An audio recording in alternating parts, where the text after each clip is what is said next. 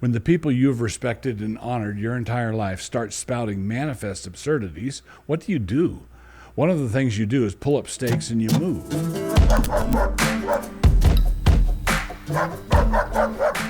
Introduction. Let me begin this thing with a little story that is somewhat off topic, but it does illustrate the point that I will be making more broadly. One time I had the occasion to debate the head of the American Humanist Association. We were debating at Liberty University, and so it was on Christian turf, which helped set the situation up. We were debating whether or not Scripture should serve as the foundation for our laws, and he, of course, was maintaining the negative. One of the points he made in the course of our debate was that the Bible could not be relied on as a foundation for our laws because the Bible prohibited the eating of shellfish. I replied that it was quite true that, according to our worldview, at one point in our history, God's people were prohibited from eating shellfish. In contrast to this, I said, your worldview holds that all of us used to be shellfish. This naturally got a laugh, but it was his reaction to that laugh which provides me with my illustration. He was entirely discomfited by it. He was already an unbeliever in a room full of Christians, which would have been bad enough, but which he came to the event expecting. The thing that was unanticipated was that he, an educated and sophisticated member of America's urbane and elite set, got laughed at on a university campus over Darwin. There was an epistemic respectability reversal going on, and that is the kind of thing I am seeing take shape elsewhere. Elsewhere where, you might ask? Well, all roads used to lead to Big Eva, but they don't anymore, and that's the point. Last week, we released another Doug Reacts video, in which I reacted at various points to a bit that Tucker Carlson had released.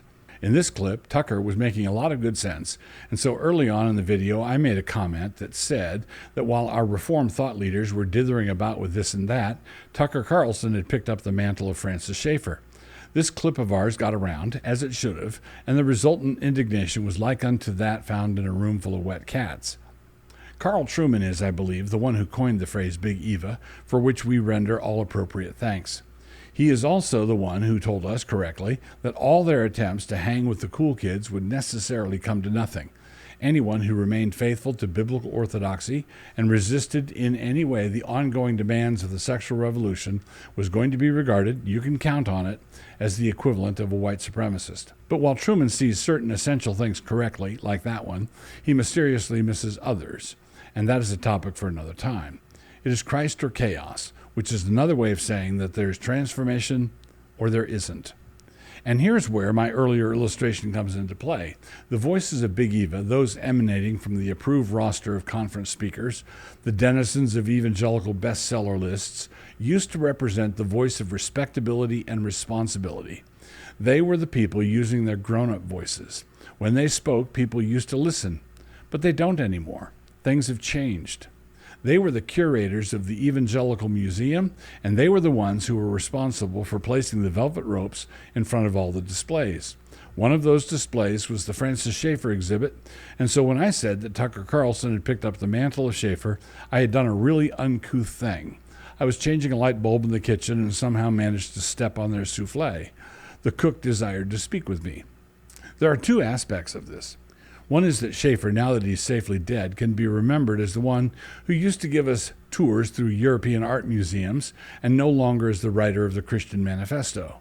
As soon as any evangelical with any kind of legacy dies, the curators move in, remove the objectionable bits to a nearby warehouse, and get the rest of it behind glass. The tours begin at 2 p.m.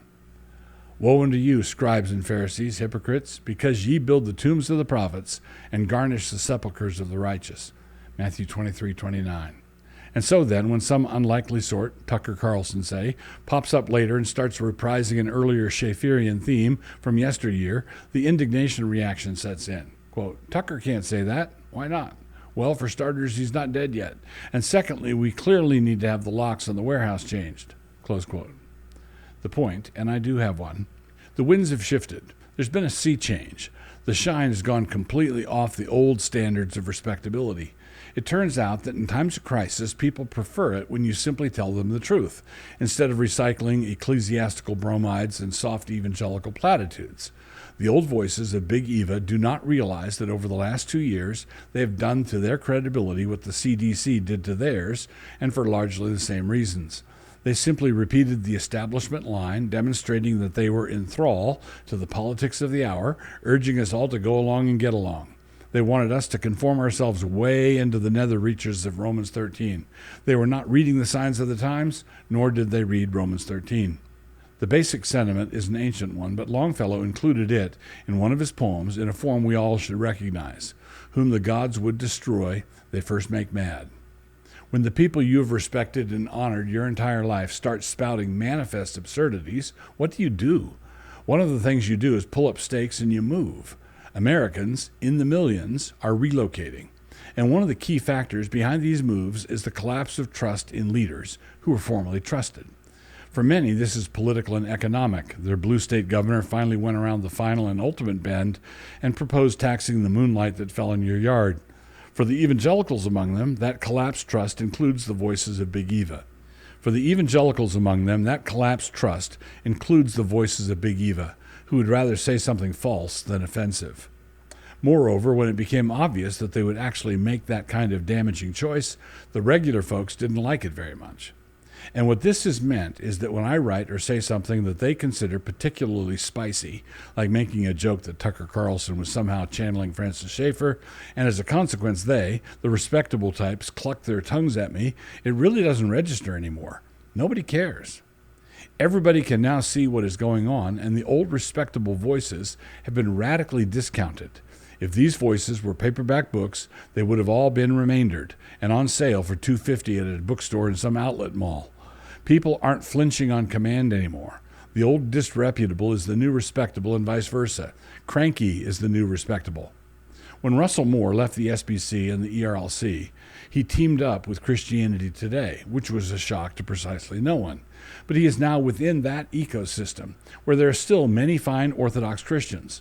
There are also many there who are not fine Orthodox Christians and who are in the process of giving away the whole dang store, which brings in the law of associations.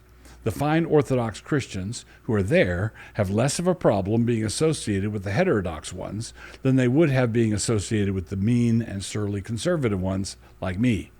Only I'm not mean and surly. In person, I'm a regular Balaam. A conservative Balaam, but a Balaam nonetheless. But I veered off. When I say that ecosystem, I'm referring to the publishing world that includes CT and Erdman's and various published offerings by the kind of people who could get hired at Calvin College. Hey, did I mention that Erdman's has joined the whole woke Pride Month thing for June? Who could have seen that coming?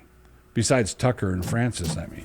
Thanks for watching. If you'd like more of this kind of content, be sure to check out Canon Plus. That's where you can find all of my audiobooks and a huge collection of resources to help you engage with culture and live faithfully. By subscribing to Canon Plus, you're supporting the making of this show and more. If you haven't joined up yet, you can get your first month for just 99 cents by using the promo code DOUG99.